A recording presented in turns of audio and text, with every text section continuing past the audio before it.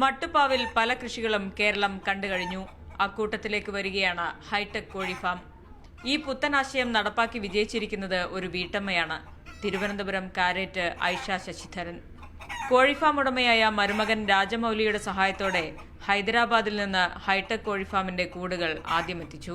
പരീക്ഷണാർത്ഥമാണ് കൂടുകളെല്ലാം മട്ടുപ്പാവിൽ സ്ഥാപിച്ചത്. സ്ഥലപരിമിതിയാണ് കോഴി കൃഷി ചെയ്യാൻ. ഇപ്പം 4 കോഴി തൊട്ടടുത്ത പുരയിടത്തിൽ പോയി അവിടെ കൃഷി നശിപ്പിക്കുന്നു എന്നൊക്കെയുള്ള പരാതികളാണ്.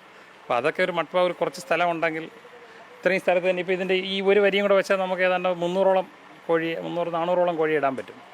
അപ്പോൾ കൂട് ഓർഡർ ചെയ്തതിൽ ഒരു മാസം സമയം എടുക്കും. അതാണ് അതിനകത്തൊരു ഡിലേ എന്ന് പറയാൻ അത്രയേ ഉള്ളൂ. 1 മാസം ടൈം എടുക്കും.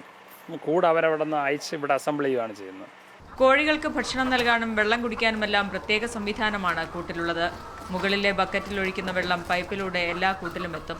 കൊക്ക് കൊണ്ട് തൊട്ടാൽ വെള്ളം വായിലിറ്റുന്ന രീതിയിലാണ് ക്രമീകരണം. മുട്ടകളെല്ലാം ഉരുണ്ട് താഴെ തട്ടിൽ വന്ന് നിൽക്കും. തീറ്റ രാവിലെ ഇട്ട പിന്നെ ഇടയ്ക്ക് ഒരു 10-11 മണിക്ക് ഞങ്ങൾ പച്ചപ്പുല്ലരിഞ്ഞിട്ട് കൊടുക്കും.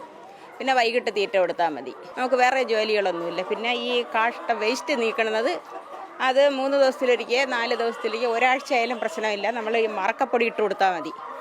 സ്മെല്ലൊന്നും വരത്തില്ല. വീട്ടമ്മമാർക്ക് പരിപാലിക്കാൻ എളുപ്പമായ രീതിയിലാണ് ക്രമീകരണങ്ങളെല്ലാം. 150 കോഴികളുള്ള ഇവിടെ 22,000 രൂപ മാസവരുമാനം ലഭിക്കുന്നു. ഇപ്പം പിന്നെ നാടൻ മുട്ടയ്ക്ക് നല്ല ഡിമാൻഡാണ്. വീട്ടിൽ വന്ന് വാങ്ങിച്ചോണ്ട് ഞങ്ങളെങ്ങും കൊണ്ടു കൊടുക്കണ്ട. അന്നുള്ള മുട്ട അന്നു തന്നെ വെക്കും. ചിലർ ബുക്ക് ചെയ്താണ് കൊണ്ടുപോണത്.